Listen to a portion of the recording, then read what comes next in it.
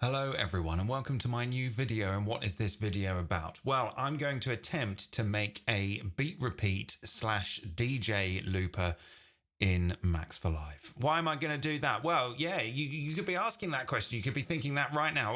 Why would you do that? We've already got beat repeat in Ableton, and we've already got a looper. Here they are right now. Yes, that's true. However, mine's going to be slightly different. Rather than it being kind of just like a sort of stuttery kind of thing that just kind of grabs a bit of audio and keeps repeating it, or a looper that just grabs like the last bar of something and then just loops it round and round. Mine's actually going to work slightly differently. I'm actually going to kind of create a buffer where we can kind of jump to various positions in the loop that we've just recorded and kind of mash them up. So it's kind of like a beat repeat DJ loop mashup sort of thing. And we're going to do this in Max for Live. So let's get Max for Live. Let's go to Max for Live instrument, or rather audio effects. Let's pull that in there. Let's delete those. We don't want those anymore. And this is what we're going to loop, this thing.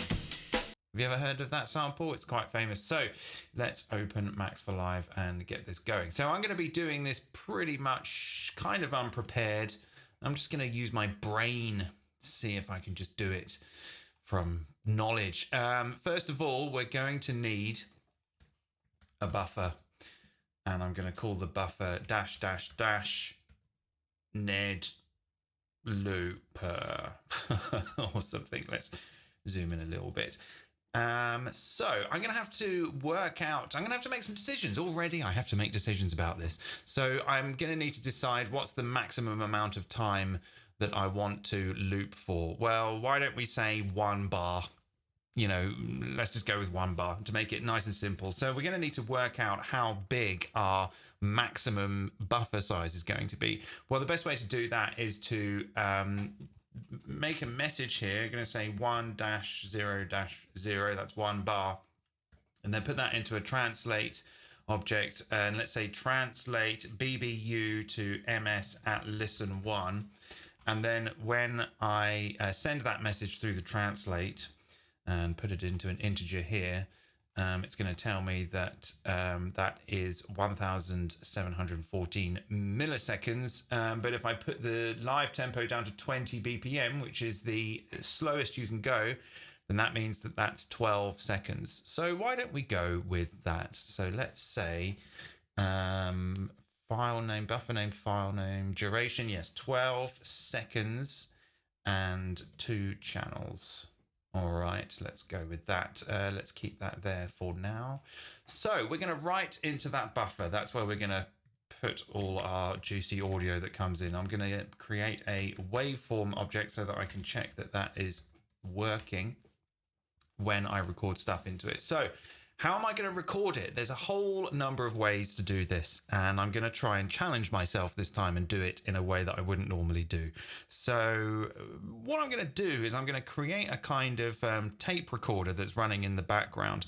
And then when I decide I want to, you know, access and start looping what's in the buffer, I'm just basically going to tell that tape recorder to stop recording and start playing what's in there, rather than doing kind of like a one-shot sort of record operation where I might trigger the recording, it starts recording, I tell it to stop, and then I start playing. It's actually just going to be running constantly in the background until I tell it to stop. So how am I going to do that? Well, I might use count. The thing is with count is that count works with sample rate. And I've already just said I'm working in milliseconds. So, and I'm already going to be dynamically changing the size of the buffer with the tempo. So I'm probably going to, whoops, let's put that at 140. I'm probably going to need some sort of message here, similar to this one, but I need it to translate to sample. So I'm going to make a load mess, and that mess is going to be, not the mess, the message is going to be 1 bar in the bars, beats, units, timing, syntax. I'm going to translate that from BBU to samples at listen1. So let's see what that gives us. If I bang this, I'm just going to turn on my push so I can adjust the tempo of Ableton without having to go back to Ableton. So you can see that as I change the tempo in Ableton up here, that is changing that, and that's all very nice. And I've accidentally just set the swing to 17%. We don't want that. So this is how we can set the maximum count time. So we're going to use count to write samples into some sort of object to the buffer. We're going to write to the buffer with the count and another object. I haven't decided what that is yet, but I'm going to need that number to specify the maximum count time. And if I change the tempo, that's going to update how many samples count is going to count to. I've already explained that. Let's move on. So this inlet here sets the count limit. Why don't we just put that in there? And let's just have a quick look at the count help file. So count would normally start counting with simple messages, bang to start and stop to stop like that. I don't really want to do that. I kind of want it to start counting when the transport starts. So let's have a look at the signal input tab. Okay, so here we can start and stop the counter with a signal. A low signal of 0 will stop the counter, I believe. Let's have a look. Let's unlock this patch, create a number here, plug that into the count, turn this on, and yes, indeed. And then when you turn it off, it goes back to the start. That's pretty good. All right, so don't save the help, never save a help file. Let's see how we can turn count on and off when we start the transport. So let's create a transport object. Let's go to the transport help file. Let's go to the Max for Live tab and let's copy this stuff. Maybe not all of it. Let's actually just this bit. Yeah, let's copy that. Let's paste that somewhere in here. Give myself a bit of space. And so now if we, so this, let's have a look in here. This is a little bit of Max for Live API stuff. The live path is listening to the set, and that is sending this message into the live.observe to notice when the transport is on or off. So if I hit this load bang here and then hit play, yes, the transport is playing, the transport is not playing. So that's pretty good. Do I need that? Can I just use, will this work? Yes, okay, so why don't we just simply plug that into a SIG and see if we can start the counter when we start the transport. So let's put that in there, let's put that in there, and let's watch it count. Yes, it works. And then it goes back to 0 when I hit stop. So I'm starting, let's have a look, watch the transport up here. When I start, it starts counting. When I stop, it stops. Brilliant. So that is how we're going to start counting to write samples to our buffer when we start the transport. And indeed, when I leave it running, it's going to go up to, oh no, it's not. Oh, there we go. Is it? Yeah. So now it's counting from 0 to this number, and then it will go back round. So that's kind of going to be our little tape looper. So what are we going to write into? I think maybe poke.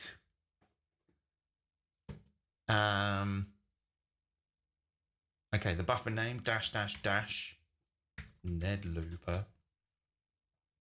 And okay, we need a channel number. So we're actually going to need 2 of these. We're going to use 2 of these to write into our buffer. Let's take the count and plug the count into, that's the sample value to write. That is the index. So the count goes into the index, which is the second, oh my goodness me, the second inlet of poke. I've made 2 of them. This one needs to be channel 2. So this is for the left channel. This is for the right channel. Let's put that in there. And let's see if we can write into our buffer. So let's get rid of some of this stuff. Don't need this. Oh my goodness me. Okay. So let's take, already this is going to be a long, messy video. So get comfortable, get a cup of tea, get some comfortable loungewear. Let's take the input of the plugin, plug the left input into that poke, and then the right one into that poke. Let's fire off this clip and see if it's writing to the buffer. It's not. It's not writing to the buffer. Well, shit. Why? Oh, it did. Okay, maybe I named this wrong. Let's make a new waveform. Let's say at buffer name -- Ned Looper. Okay, so we have indeed written to the buffer. Let's try that again. Yes, we're writing to the buffer. There we go. All right, we're writing to our buffer. That's good. So now we need to play back our buffer. I wonder if we could dynamically change the... yes, let's go for display end. Let's plug this into the display end. Let's take that load mess as well. This is probably bad, but let's do that. Okay, so now when we can see that we're writing into our buffer, and the counter will start counting and start writing into the buffer when we stop the transport, and will stop when we stop the transport. So again, this is like a beat repeat / DJ looper thing. This is not a stomp box looper. This is not, you know, like one of those old fashioned pedal loopers. This is designed to be used whilst you're playing the set to grab a little bit of audio and screw around with it. So we've written into our buffer. Brilliant. Let's maybe just tidy some of this up a bit. Let's quickly test to see if that changes when I adjust the tempo. So you can see that waveform, isn't it?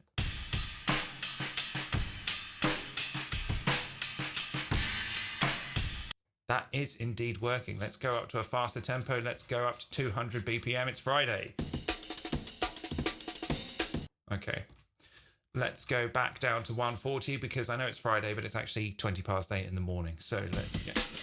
All right. So we're writing into our buffer. Now we need to read from the buffer. How are we going to read from the buffer? Well, I'm going to do that using my new favorite thing, which is a combination of wave and phaser. So let's say wave, please read from the buffer called Ned Looper. Start position of 0, end position of 0, and 2 channels. And let's put this up here and this up here and focus on this. Right, so do we need to specify the end position in milliseconds or not? Let's just see what we have. Let's just see what we have anyway. So let's make a phaser here. Phaser 1N at lock 1. So that is going to ramp from 0 to 1 over the course of a bar, which is exactly what we need because our buffer is only a bar long. So I should be able to just go straight into that, and it will start reading from the buffer. Let's just disconnect that and see if that's worked. No. Okay, we've got that. A little squee. So probably we do need to specify the end table location in milliseconds. That's fine because we've got this number up here. Maybe I will put that into a signal and hopefully that's going to load. Hopefully that load mess will work and translate 1 bar to a bar in milliseconds. Let's see if that's worked now. No, we need to do the load mess again. There we go. Okay, so we're reading from the buffer now. So we've written into the buffer and we've read from the buffer. Brilliant. But now we want to kind of get into the juicy stuff, which is, you know, making it go all mishmash, mosh, mish. So very quickly, I'm just going to check if this is working. I'm going to make a modulo here. I'm going to say modulo 0.25 and see if that's just going to loop the first quarter. There we go.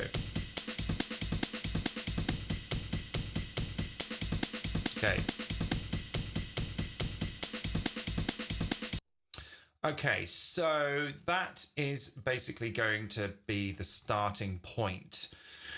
I just need a little quick drink. I'm not drinking a beer, in case you were wondering. It's 8:20 in the morning. I'm not that excessive. Maybe sometimes. Not today,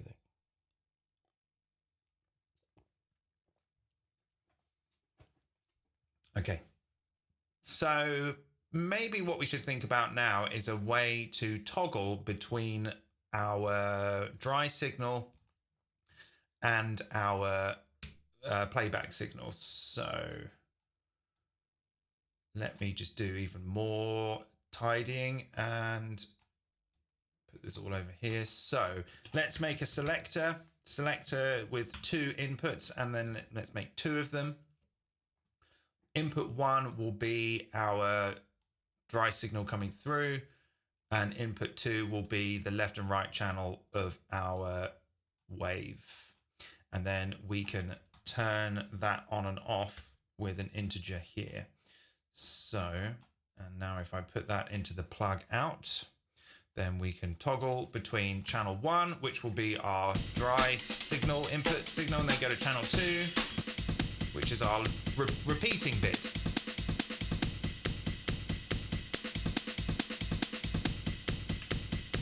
But the thing is, I want to also stop the counter from counting so that it doesn't keep writing to the buffer that we're looping into. We just want to like basically kind of capture whatever the last bar was and then say stop and then read from what's in there. So I'm going to have to use this number here to not only select between the 2 inputs on the selector, but also to open and close a gate for the counter. This is getting messy. Let's put that there like that. Okay, so I'm going to need 2 gates for this part of the counter here. So let's make a gate. Let's think about this. So we're going to need to open and close the gate from this number. So we're first going to need to make a +1. I wonder if that, will it take a signal input? Yeah, so I'm probably going to do this with signals because I'm maybe going to quantize this. I haven't thought out how I'm going to do that yet. So let's just go with a normal, no, actually, let's use that. That to open and close that gate, that to open and close that gate. Ah, but it needs to be a +1. Does it? No. No, it doesn't. Okay. Let's try this then. So the gate, the count out from the count into that. Let's maybe use this. No. No, I don't need the plus. No, I don't need the plus right now. Let's just do it this way. Okay, so let me just bring back that number and see if what we're doing here. Okay.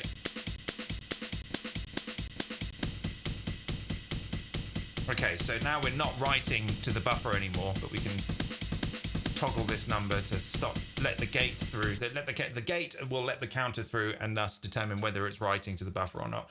But I want that to be on the same event as this, which is going to open and close the selector. Oh my God, it's already getting complicated. So that is indeed 0 to have the gate closed and 1 to have the gate open. This is going from 2. So, oh my God. What am I going to do? This one? 1? Doesn't actually need to be a float, I don't think. Again, later on, I'm going to try and do this with signals. Let's see what we have here. Okay, 1, 0. 0, 1. Okay, so let's take that number. Let's add 1 to that. Oh, no. Let's take this number, add 1 to that. Doesn't need to be a float. Put that in there. So 0. 1 is will be looper. 0 will be dry. There's a nasty click there. Maybe I can do something about that. Okay. And then this number will go to our gate to open and close the gate to let the counter through.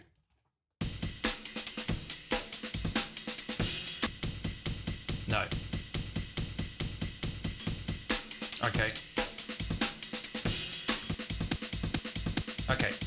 That's working.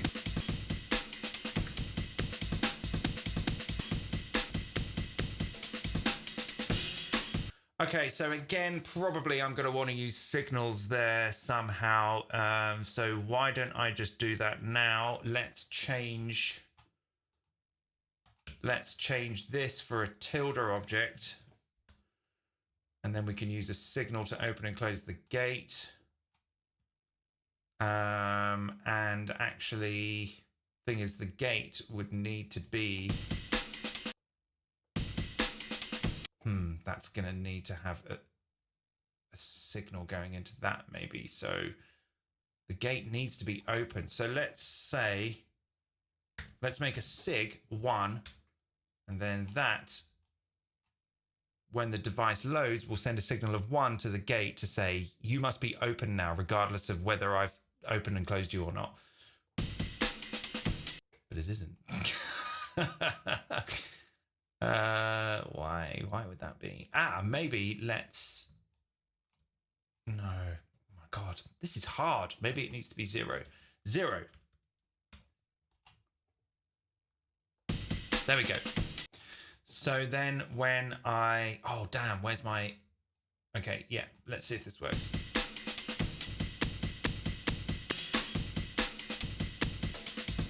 Okay, that's good. All right, so let's actually swap this for a signal 2, and then that's going to have to go. You're going to go into that, and you're going to go into that. Okay, we're getting somewhere. It's getting messy. I'll have to neaten it up later. This down here. Yeah, okay, that's looking all right. So how can I quantize that turning on and off?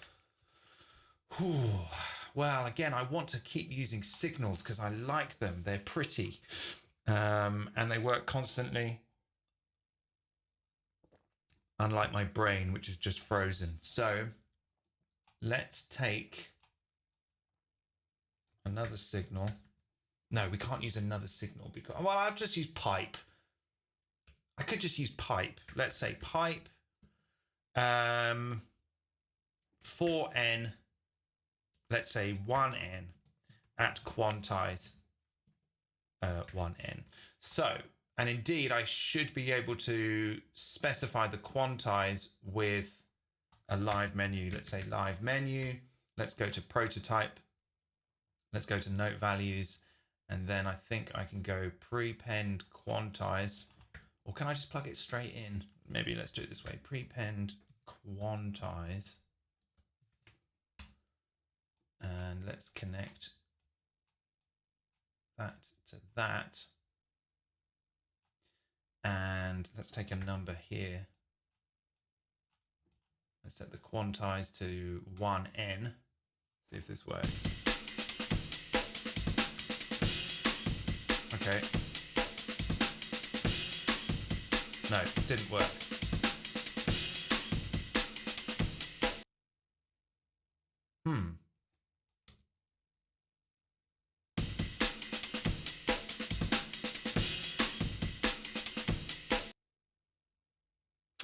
Well, shit. What happened there then? So that was the... is that close the gate? That's still counting.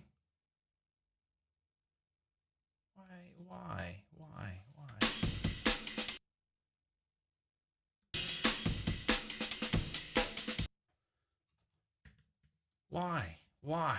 Why, damn you?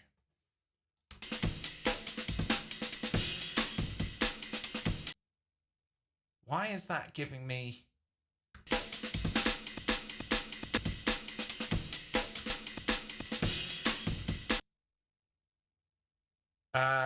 So 0 plus 1 should be 1, you dick.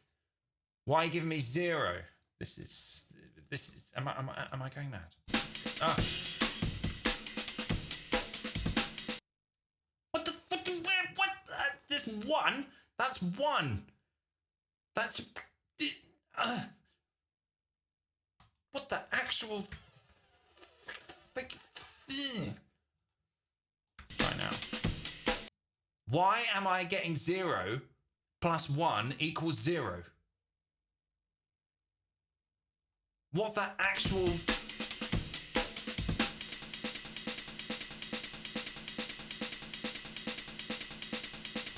Right, okay, let's just save it. Maybe it's a bug. Okay, let's just save the device. I'm going to save it to my desktop. I'm going to call it Ned Looper, just in case something dreadful goes wrong. And then maybe that's going to write itself. No, it's still... What the fuck?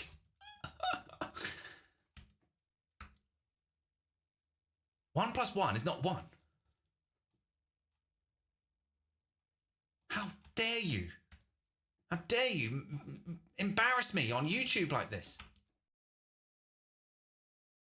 Okay, I don't know what happened there. Some sort of strange incident, but I remedied it now by just sending a signal of 1 into the plus, so that I can actually have 0 + 1 = 1 and 1 + 1 = 2. All right, so I don't know why that is. That doesn't seem right to me, but this should work.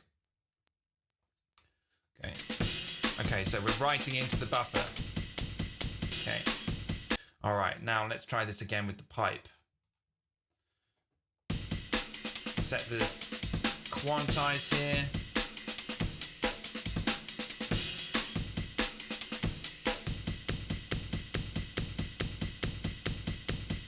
Yeah.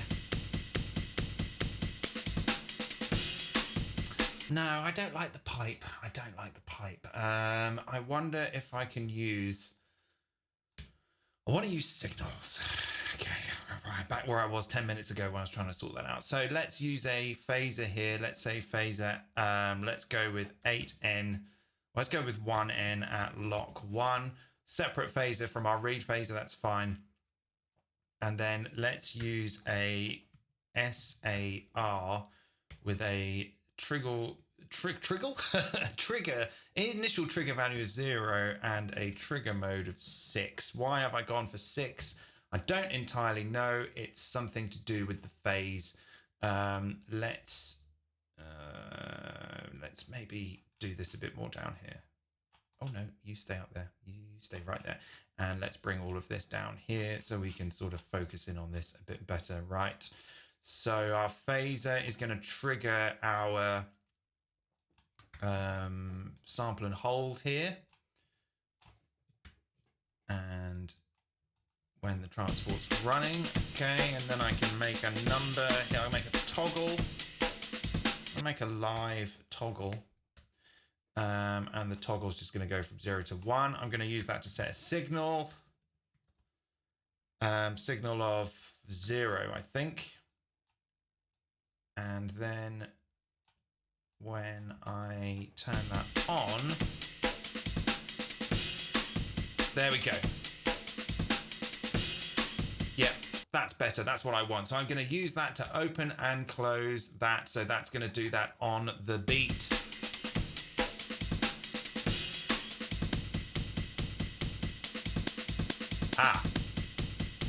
But I also need to turn that. Yeah, so that needs to also turn that on and off. Okay. Let's try that again.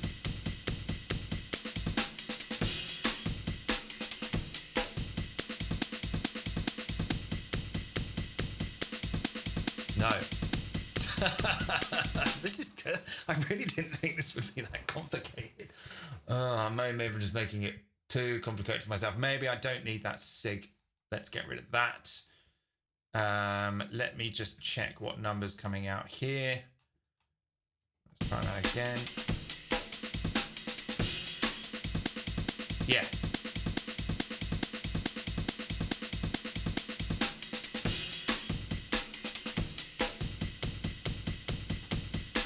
Okay, brilliant. So let's save that. We are getting somewhere. So this is going to turn on our looper thing. So let's just enable is a interesting word, isn't it? Enable that, and let's have it in white. Let's have that in white. Okay, enable the looper. Okay, so we've got our buffer that we're writing to, we've got our count and our poke that we're using to write into the buffer, and then we've got our phaser and our wave to read back from the buffer, and we can toggle between the two with this selector down here, and we can maybe even have a little bit of ramp time so that it's not so clicky. We'll look at that later. Save that again. Ooh, excuse me. Right, so now let's think about how we can make our buffer jump around and stuff like that. So this is such a mess. Let's put that down there. Could really swap those two round. Let's do that now. Let's take all of this, put that down there, put them next to each other like that, and nudge them over there a little bit, and then we're going to focus in on this stuff. Okay, so let's zoom in, and okay, so now we're going to work out how to jump around our buffer. We need to record something into it.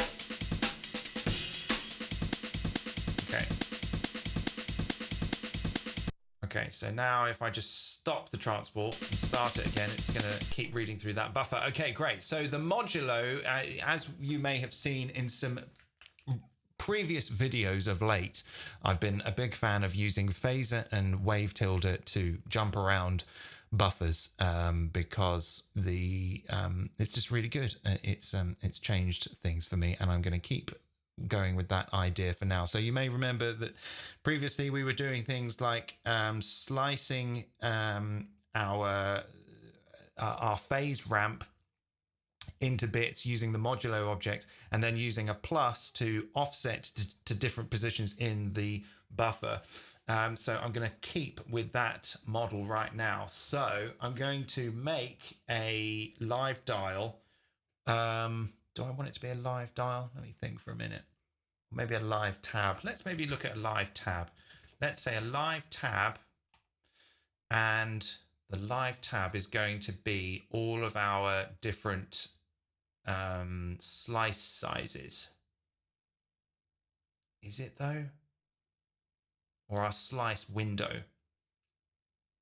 Because I do want 1.5 in there. I do want half values. Okay, so let's see what we can do with this. Let's try 1.5, 2, 3, 4, 6, 8. Let's just see what that gives us. So that's just given us this rather ugly looking tab like that. Okay, all right. So, and then if I go divide by 16, come out of the middle inlet, which is the symbol, because otherwise it's going to, if we come out of the first inlet, that's going to be the item index. We don't want that because I want that 1.5 there. So let's divide that by 6. Again, I want to use a signal. Let's use a signal, okay? Because then we can just check it's working straight away without having to bang it. So if I say 1.5 divided by 16, that's 0.93. Let's see if we can put that into our modulo. See what that gives us. All right.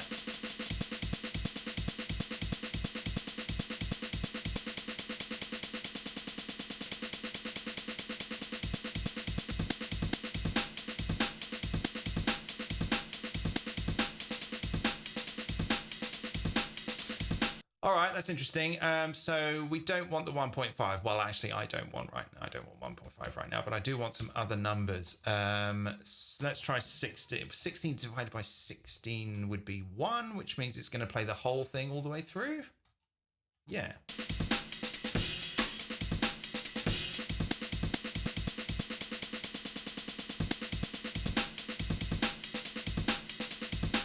Yeah.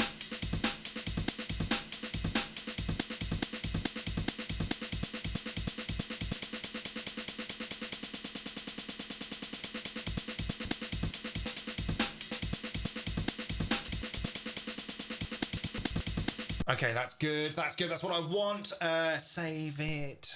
Quick vape break. So again, I want to be able to quantize all of those changes. I want to jump around it in a very satisfying rhythmic way. And again, I want to keep using signals. So I'm going to use this same sample and hold thing with the phaser to specify my quantize. I used to use pipe. I used to think pipe was really, really, really good. But now that I'm all mad about signals, I'm going with this sample and hold thing. Or you could do it in Gen and use a latch or something. Okay, just need to have a vape whilst I think. Like I said, I came into this quite unprepared. I was just going to use my brain, just riff it out. So why don't we just address this right now and take a copy of this sample and hold gubbins and put that there. That's our signal. And then that's going to go in there. And then what we can do is we can choose a quantize with a live menu.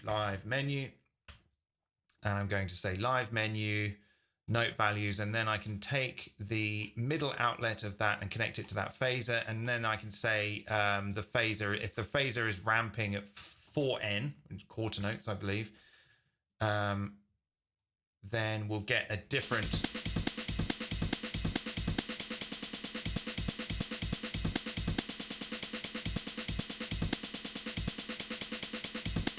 and if we do it at 16th notes, is that doing it? If we do it at 1n, it's going to do it every bar.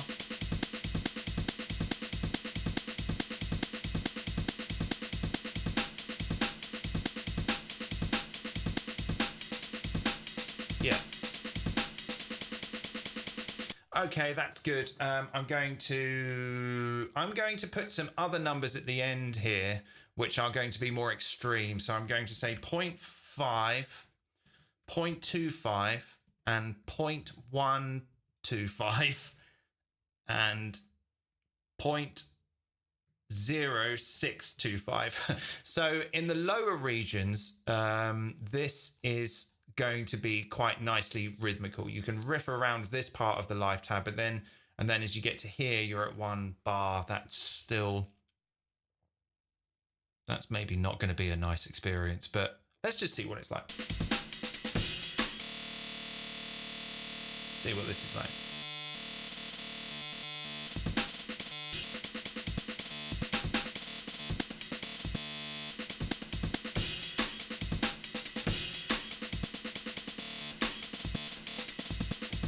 All right, yeah, I'm cool with that. That's fine. So we've got our loop size, and now we need to look at our offset.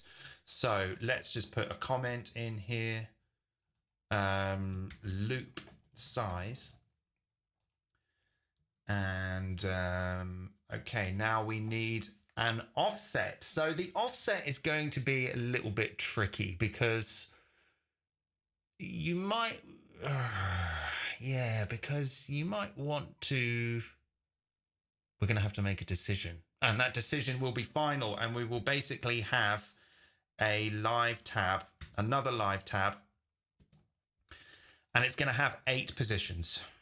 There could be a way that I could make that dynamic, that you could change that to 16 or however many offset points that you want.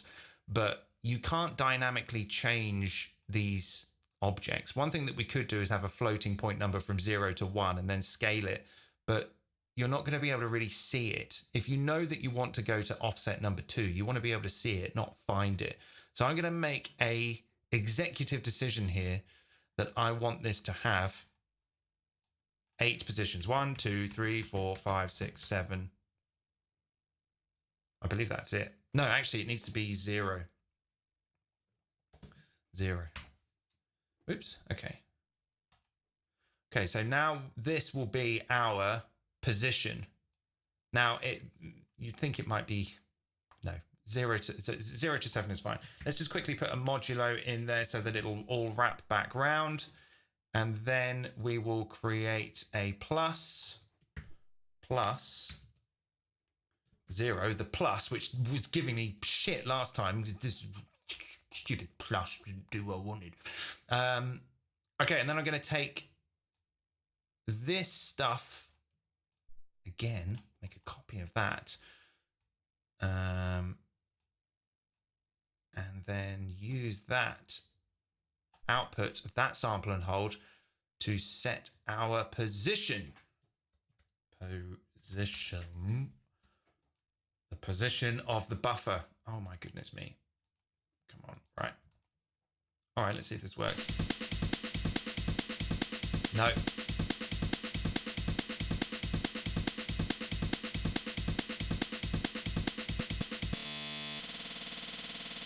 No. No, that's not working. Why isn't that working then? Let's have a look with the live scope. Actually, no, with a number. Okay. Why are we... because we need to divide it by 16 again. Yes, do we? Yes, I think we do. So let's actually indeed just take a cut. In fact, let's just ping that in there. And then let's see what number that's giving us. Oh no, not divide by 16. We need to divide. We need to multiply. We need to divide by 16 and then multiply. Oh my God. So actually we need a signal of 1, a constant signal of 1, which we're going to divide by 16, which gives us 0.625. And then we're going to multiply that by the number here. So let's do multiply tilde. Let's put that into our, let's see if this works. So if we change, okay, that won't change until the transport's running. Yeah. 4 is 0.25 though. No, because we're not divided by 16 because we have 8 positions. So we divide by 8. Okay, we're going to divide by 8 because we made an executive decision that we're going to have 8 positions. So now we're at 4, which is 0.5 of the way through the phase. That's what we want. That goes into our offset here. Now we are good to go.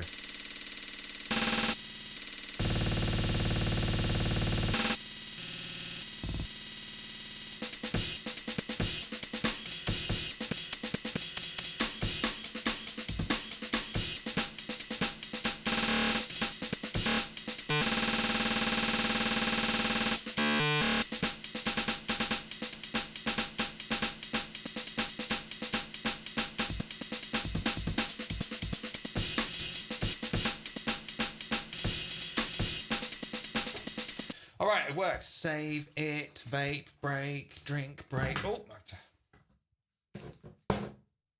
my coaster did that thing where it got stuck to the bottom of the glass due to the amount of condensation and then fell.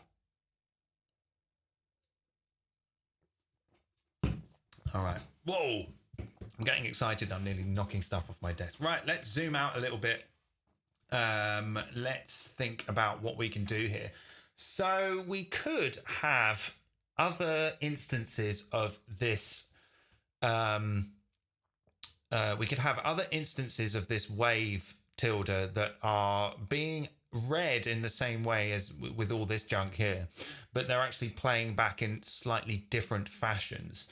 Maybe we could have one that's kind of ping-ponging to go backwards, but then I don't think one would have enough fingers to tweak all of this. So I think I probably will leave it out because this has already been going on for nearly an hour. So we'll just go with this, and then maybe I'll revisit this later on in another video and we can add some more features. But now let's make it into something that looks like a cool Max for Live device. So I'm going to need to delete a few things that I don't need. I don't need this number. I don't need this number. I don't need this number. I'm going to hold shift and pull that out, delete that. It's very satisfying when you do that. It's like popping a spot. There we go. So these are the things that I need. This,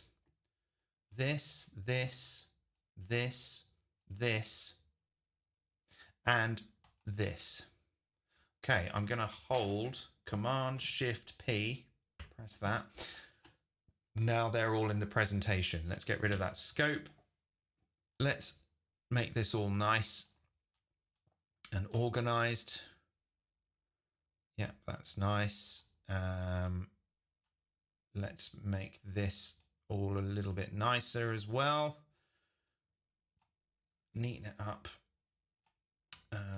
Maybe put that over there. And this as well, sort of there. Move it all over there. Take this down here. Move this up a bit. Let's just move everything around, make it sort of make sense. Okay, let's go select all. Let's go Command Shift Y. Wait a sec. Oh no, it did it pretty quick. Okay, so now that looks a little bit neater. Okay, let's go to the inspector window for this patcher. Let's go to open in presentation. Okay. Now we need to do some boring Max for Live stuff now. So let's go to our toggle. Let's go to our toggle and we need to give it a name. We need to name the toggle. So we're going to call it enable and it's going to be called enable here too. Let's go to the all tab, link to scripting name. Oh my God, I have to do it again. Enable. Okay, then we've got our loop size here. We'll go link to scripting name. We'll type loop size here and here, loop size. Whoops, loop size. We'll go for our, I need one of those over there as well. Okay. So let's actually, whilst I'm here, let's change that to enable quantize. That's the quantize for when it is enabled. Enable, you know what, I'm just going to copy. Oh, okay. Enable quantize. This is the loop size quantize. These are going to have some very juicy names. Let's just call it size quantize, which has a nice nice rhyme to it. Okay, let's put that in there. Size quantize. Position. Link to scripting name. Position. Position. And position quantize. Position quantize.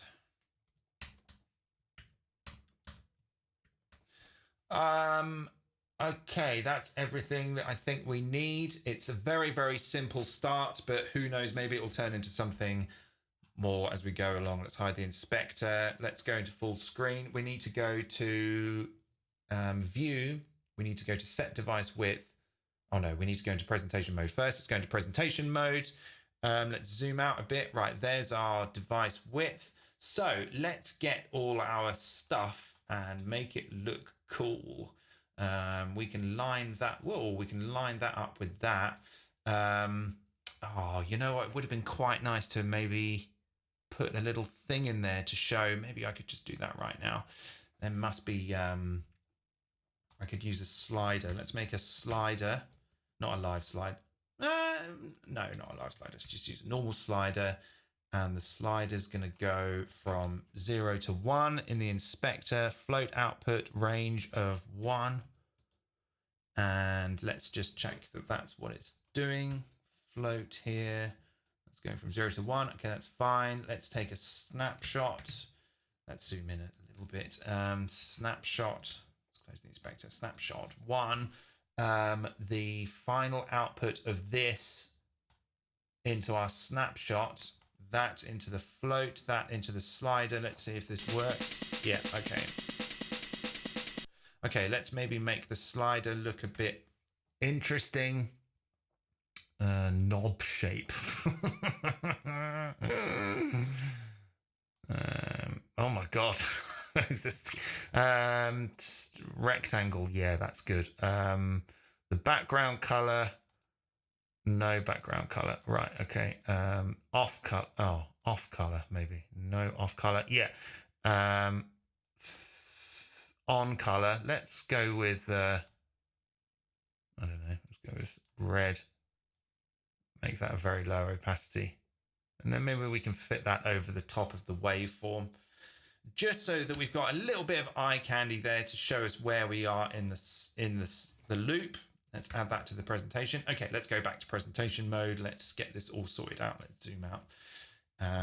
zoom out a bit more. Right, okay, so let's take this. You can go here, and we're going to make this massive.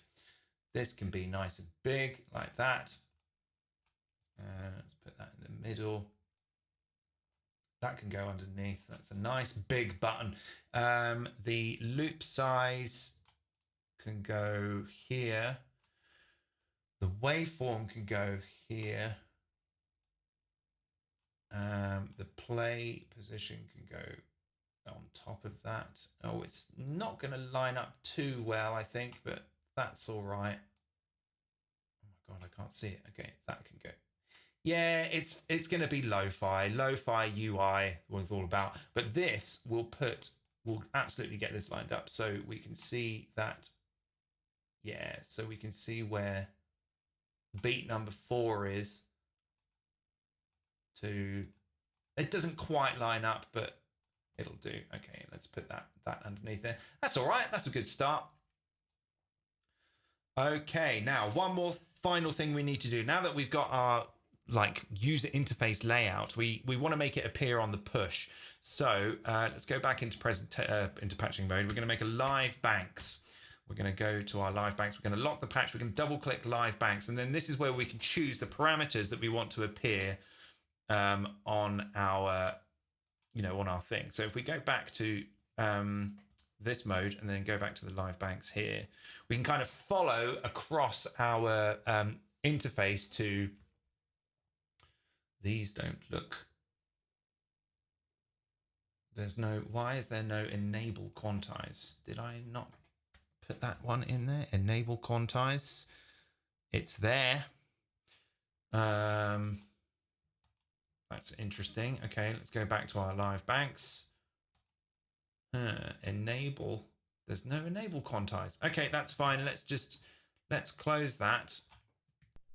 Let's save it and close it and maybe open it again and see if it's just a bug. Okay. Live banks. It was. Right, so let's go for enable, be our first thing. Oh, what can I do with this? Let's put this up there, put that there, like that. Right, let's go back into presentation. So yeah, we've got our first parameter is our enable, which is the big toggle. The second one can be the enable quantize. The third one can be the loop size. Maybe, let's go with that. The second one can be, you know what, I've changed my mind. I'm going to have enable and then loop size. No, I'm going to have, I can't decide. Let's go for position, then loop size, then enable quantize, then size quantize, no, position quantize, and then size quantize. Okay, that will do. Let's save that. Let's come out. Let's see if it's going to work. Okay, the push is looking good. No, it didn't work. I thought that I just... Damn you. Let's have another look. Position, loop size. Okay. What's that doing there? Okay. Let's try again. Save. Okay, it's maybe, let's go to show in browser. Okay, there it is on my desktop. Maybe let's just delete it, put it back in. Okay, so yeah, as always, sometimes it's just worth kind of deleting it and reinstalling it, reloading it. Okay, so let's see if it's working. Okay. Let's set our quantize, our enable quantize to 1 bar. Or yeah, 1N, like that. And let's set the position quantize to 8N and the size quantize to 8N. And turn it on.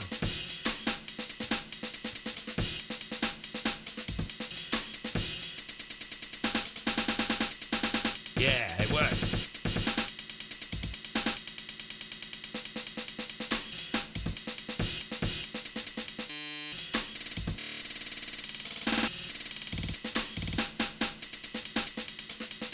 Yeah, this is fun, man. This is a good idea. And then at any time you're done, you just turn off enable. Go back to... There we go. All right, there we go. We did it. We built a beat repeater slash DJ looper that's all fun and knobby, and you can knob out on it or map it to whatever controller you want. And then further down the line, I'll look at other things that we can add, like maybe we can get it to play backwards. We can maybe get it to do like a DJ vinyl stop thing, or just add more effects in there and turn it into something a little bit more developed and exciting. All right, well, that was a bit of a bumbly episode, but like I said, I did it kind of just off the cuff. I didn't really prepare. I woke up and I was like, that might work. Let's just try that. And yeah, it kind of did. So I'm going to go and put this on my Patreon now, where you'll be able to download this and indeed everything that's on there. And you'll be supporting me, and you can also meet some nice people and we can all hang out, which we do sometimes. You can come on the live streams, you can do all kinds of stuff, and you can follow this project, which I'm going to work on some more. Okay, that's it. Cool.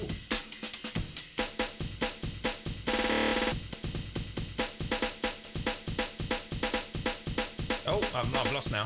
There we go. Oh, it's a little... Oh, it's because I put the quantize up too. Put the position quantize down a little bit, something.